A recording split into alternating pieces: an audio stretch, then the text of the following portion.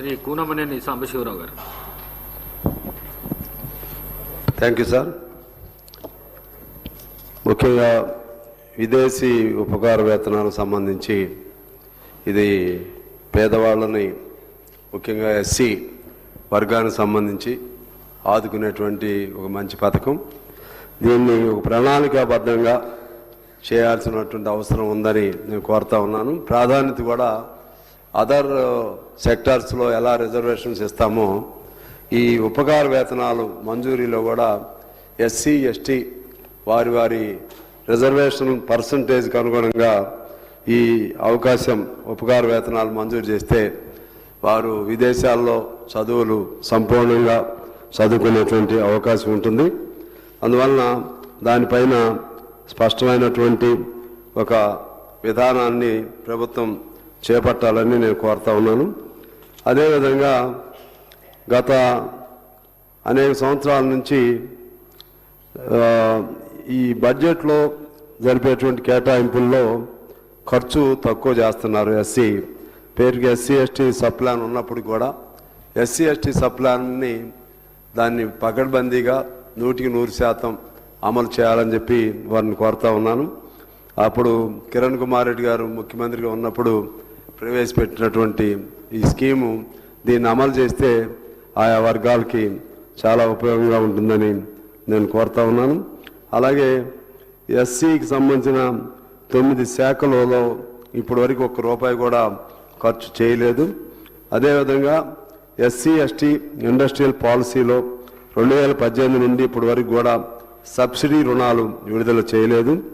అలాగే ఎస్సీలకు సంబంధించి వారికి కేటాయించినటువంటి అసైన్డ్ భూమిని కూడా వారి కింద లేకుండా పలు రూపాల్లో ఆ భూమిని వేరువేరు మార్గాలు పట్టిస్తూ ఉన్నారు. అది నేను బడ్జెట్లో మాట్లాడేటప్పుడు లోతు చాలా విషయాలు ఉన్నాయి, అప్పుడు మాట్లాడదాం అనుకుంటున్నాను అధ్యక్ష. అదేవిధంగా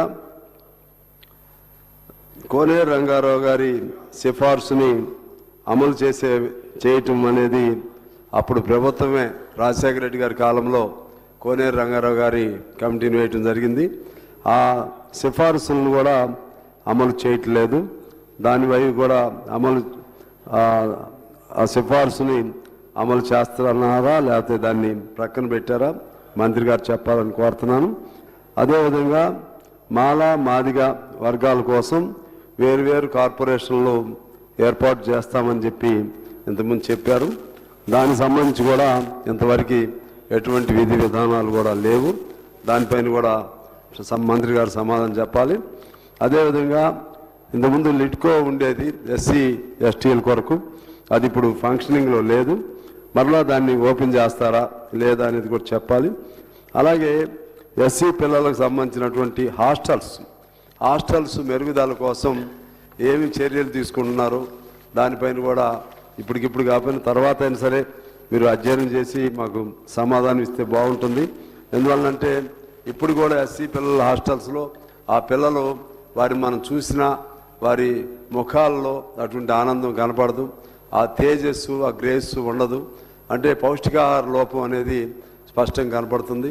పారిశుద్ధ్యంగా కూడా సరిగా ఉండదు. ఎస్సీ హాస్టల్స్ ఎస్టీ హాస్టల్స్ అలాగే మురికివాడలు వీటన్నిటిలో కూడా.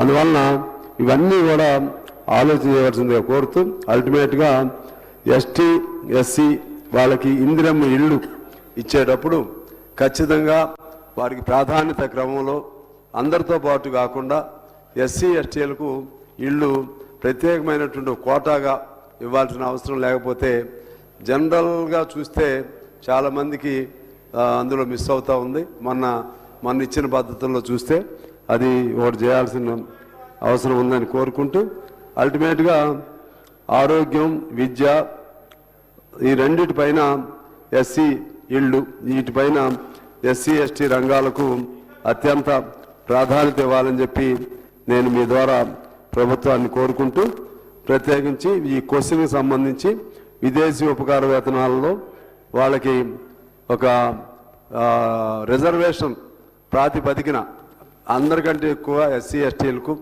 ఇవ్వాల్సిన అవసరం ఉంది.